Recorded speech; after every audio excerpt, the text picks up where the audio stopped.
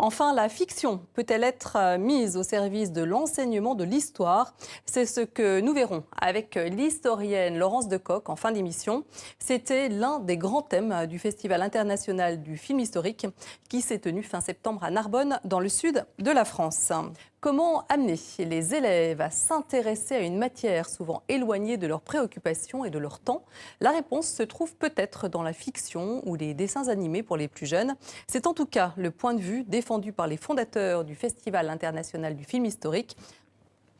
Laurence Decoq, bonjour. Vous êtes historienne de formation et enseignante dans l'enseignement supérieur et également au lycée. Alors, est-ce que la fiction est aujourd'hui devenue un vecteur indispensable pour l'enseignement de l'histoire ? C'est en tout cas un levier pédagogique très pertinent, très utile et surtout avec les petits, comme on l'a vu dans le reportage, parce que c'est une manière d'activer à la fois l'imaginaire de l'enfance, mais aussi de travailler cette articulation en fait entre ce qui est faux ou ce qui est construit, ce qui est imaginé et puis ce qui relève de la vérité scientifique. Alors, est-ce que ça active plus finalement l'imaginaire que le livre ? C'est ce que vous semblez dire. Alors ça dépend des enfants. Ça dépend des catégories sociales aussi. On sait que dans certaines familles, il n'y a pas de livre. Il n'y a pas de livre quand on est enfant, on ne lit pas d'histoire, un enfant ne manipule pas cet objet de livre et il faut qu'il attende souvent l'école pour avoir ses premiers livres qui sont des manuels scolaires. Dans d'autres familles, au contraire, généralement dans des familles plus aisées, oui, on prend l'habitude en effet de familiariser les enfants avec cet outil. Donc là, ça dépend vraiment des publics. Ce qu'il y a de sûr, c'est que le dessin animé parle de la même façon à tous les enfants. Donc de ce point de vue-là, on est peut-être aussi dans un outil qui est plus démocratique par rapport à l'enseignement. Et en ce qui concerne donc ces films ou ces dessins animés, est-ce qu'il n'y a pas le risque de dénaturer l'histoire en la représentant ? Alors, tout à l'heure, il y avait la collègue qui disait « on entre dans l'histoire avec un grand H ».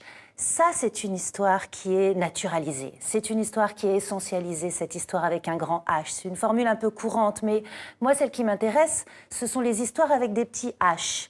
Et en fait, l'histoire avec un grand H, c'est une multiplicité d'histoires avec des petits H. Et je pense que faire de l'histoire avec des enfants ou même avec des plus grands, c'est aussi entrer dans cette complexité de toutes les petites histoires. Voilà. Et ensuite, les petites histoires, c'est enquêter, c'est ce que vous dites finalement. L'histoire, c'est être enquêteur. Alors, voilà. Ça veut dire quoi ? L'histoire, c'est partir en quête de la restitution de quelque chose, de la restitution d'un événement, de la restitution d'un passé. Et tout à l'heure, la professeure des écoles disait aussi, un enfant a du coup parlé à sa grand-mère et sa grand-mère va venir nous parler.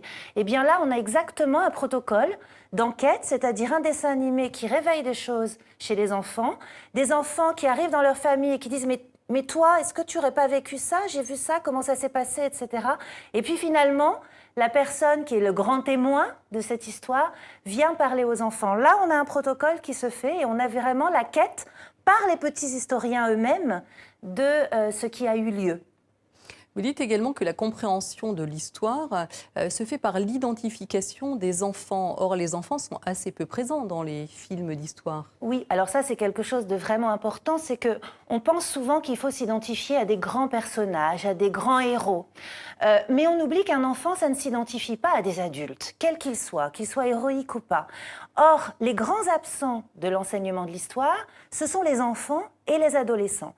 On a du coup le sentiment que l'histoire se fait uniquement déjà par les grands hommes, plus rarement par les grandes femmes, et jamais par les jeunes, par tous ces jeunes anonymes, par tous ces enfants, par toute cette multiplicité d'acteurs qui sont invisibles dans les manuels ou qui sont invisibles dans les programmes.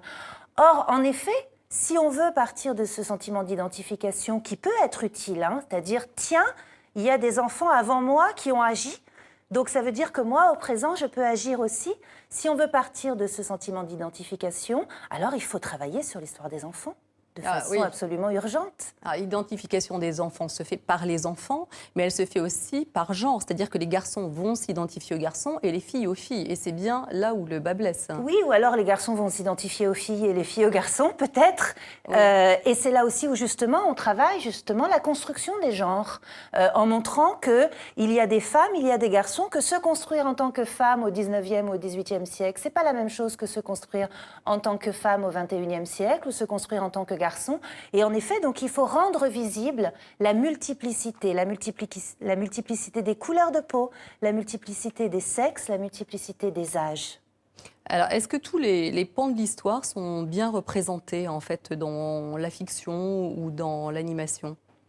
C'est assez compliqué, il faudrait vraiment faire un panorama de tout ce qui peut exister.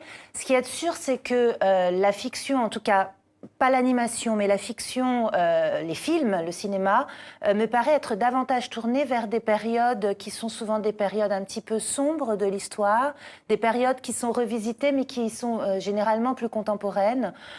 L'animation, alors là, elle laisse la marge à beaucoup plus d'appréhension en termes de période et d'espace géographique aussi, parce que c'est beaucoup plus difficile et coûteux d'aller tourner au bout du monde.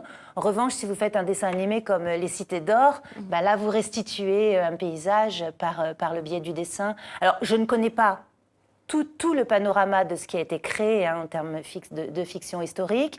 Je ferai l'hypothèse que c'est davantage tourné vers le contemporain quand il s'agit de films.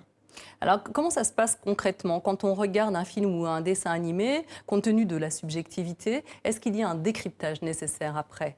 Oui, alors de toute façon, il y a un décryptage nécessaire après. C'est à ça que sert un enseignant, hein, et encore plus un enseignant d'histoire.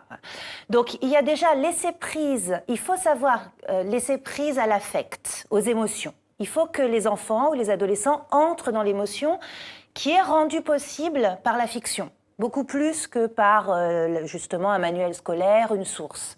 Donc, cette émotion suscite l'intérêt. Voilà, elle suscite l'intérêt, elle fait entrer dans une problématique, et ensuite, quand on prétend faire vraiment de l'histoire, alors il faut qu'il y ait ce travail de déconstruction, de décryptage, comme vous dites, c'est-à-dire de scission progressive entre ce qui relève de la restitution véridique des faits et ce qui relève de l'enrobage fictionnel de ces mêmes faits.